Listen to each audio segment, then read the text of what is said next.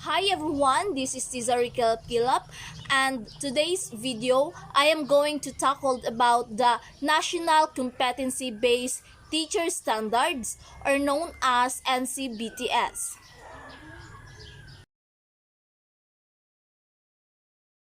So let's define first what is NCBTS. The NCBTS is an integral theoretical framework that defines the different dimensions of effective learning teaching, where effective teaching means being able to help all types of the student learn the different learning goals in the curriculum.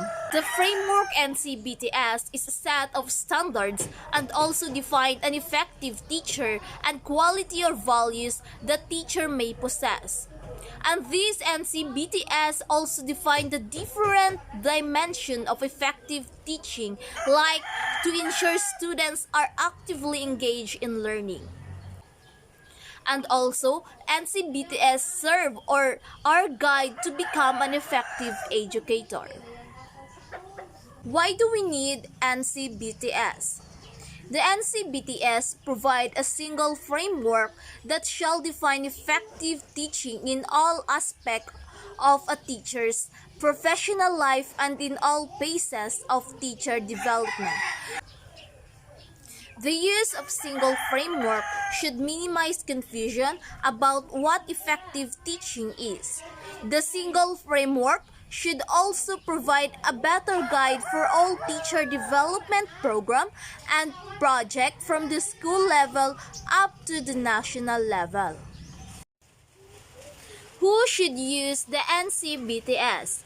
Anyone who is interested in improving teaching practices should refer to the NCBTS. Thus, teacher education institution shall use the NCBTS to design and implement effective pre-service teaching education curricula.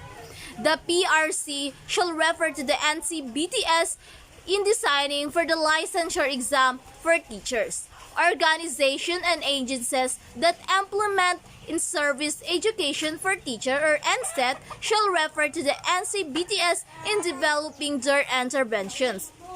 Award-giving bodies shall refer to the NCBTS in defining their criteria for outstanding teachers. How should teacher use the NCBTS? So, teacher can use the NCBTS in many ways. First, as a guide in the current teaching practices. Second, as a framework for creating new teaching practices. Third, as a guidepost for planning and professional development goals. Fourth, as a common language for discussing teaching practices with other teachers. These are the teachers use NCBTS in many ways. The best way to begin using the NCBTS is to use the competency-based framework as a guide for thinking critically about whether the teacher's current practices are helping students to attain in learning goals in the curriculum. A teacher can use the various elements of NCBTS to determine whether their different action and strategies as teacher are effective in helping their students learn the desired curriculum objectives. Thus, the NCBTS can be used as a self-assessment tool. So that is why the NCBTS is very important in teacher, because they help their students to think critically and to guide their students in their learning assessment tool. What does competency-based mean? So competency-based means that the standards or criteria for characterizing good teaching are defined in terms of what the teachers is competent to do. Meaning to say is what is the teacher can do to their students more. And in the NCBTS, good teaching is being defined in terms of those practices that help students learn better.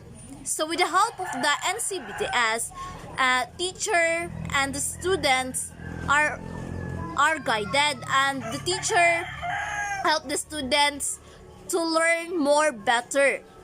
So the NCBTS is concerned with whether teachers are competent in helping students learn. So that is why the competency-based mean. So we have the old and new paradigms. So we can summarize this new paradigm by comparing it to the traditional view. The traditional view, teaching is a technical process and the good qualities of this teaching process are well defined. Teacher knowledge is technical knowledge applicable to all learners and contexts. Teaching involves consistent application of technical knowledge. Effective application for teaching knowledge dependent on prerequisite inputs in teaching environment. While the NCBTS view, teaching is facilitating learning and the qualities of good teaching are defined in or whether students learn or not. Teacher knowledge is essential, complex, and problematic. Applicability varies across learners and contexts. Teaching involves reflective and flexible application of technical knowledge in ways that best bring about students' learning.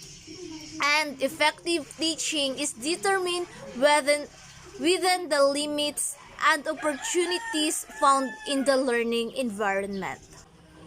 How does the NCBTS define good teaching?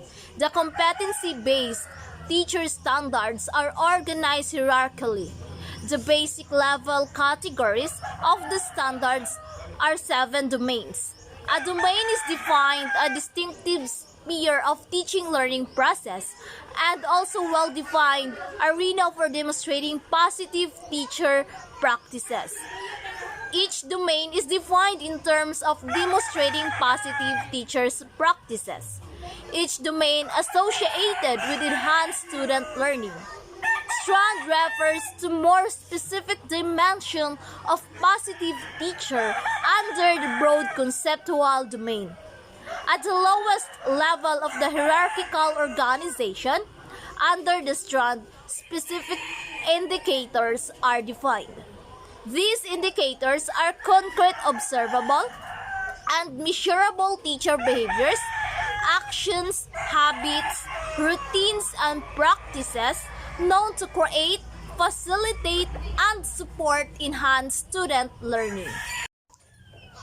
What are these 7 domains? Number 1, social regard for learning.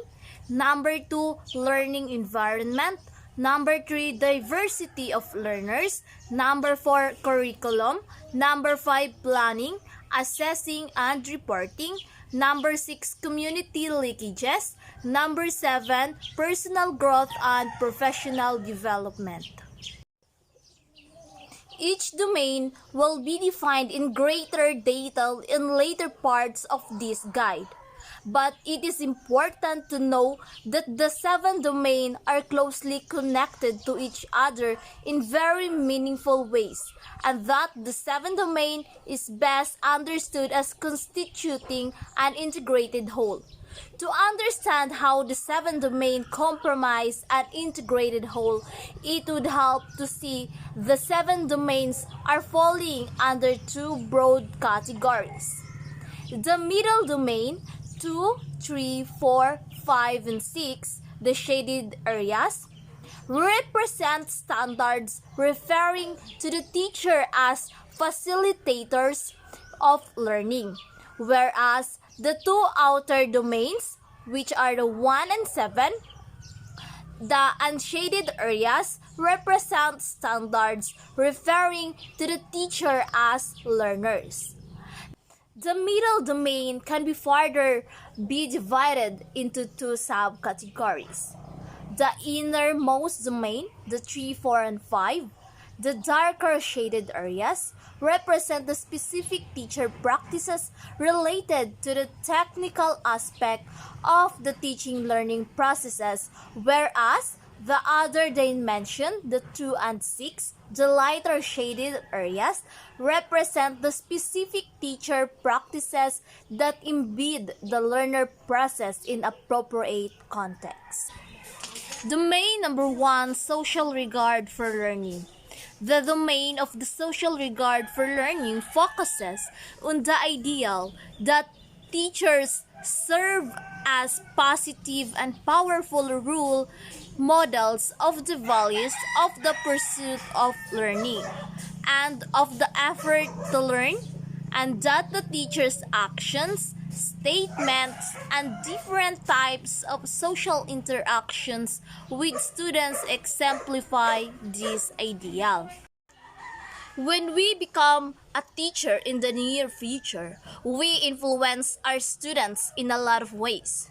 Students look at us as a good role model as teachers, and because of that, we need to be mindful of our actions, statements, and our social interaction. The strand 1.1, we need to act as positive role model for students K. So there is a question for the teacher. Can my students appreciate the value of learning through my interaction with them? Performance indicators. Number 1, implement policies and procedures. Policies are important because they help a school establish rules and procedures in order to function effectively and ensure everyone is connected.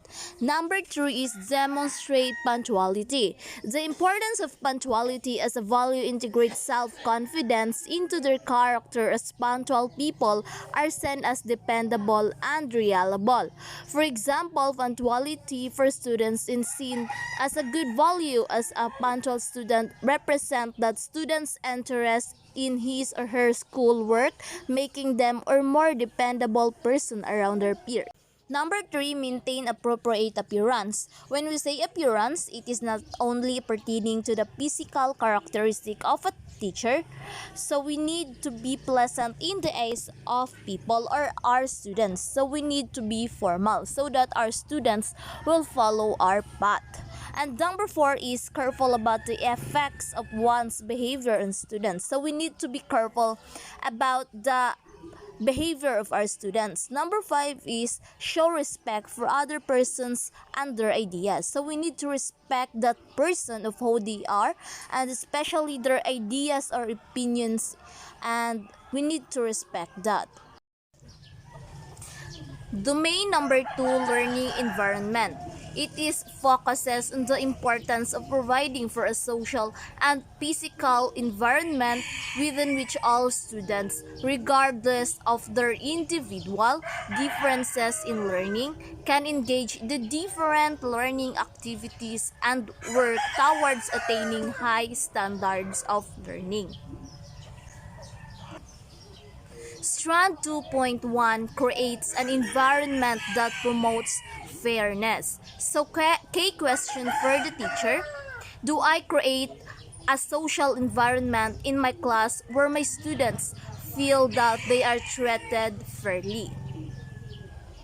Performance indicators maintain a learning environment of curiosity and respect for different learners. Number 2, provide gender fair opportunities for learner.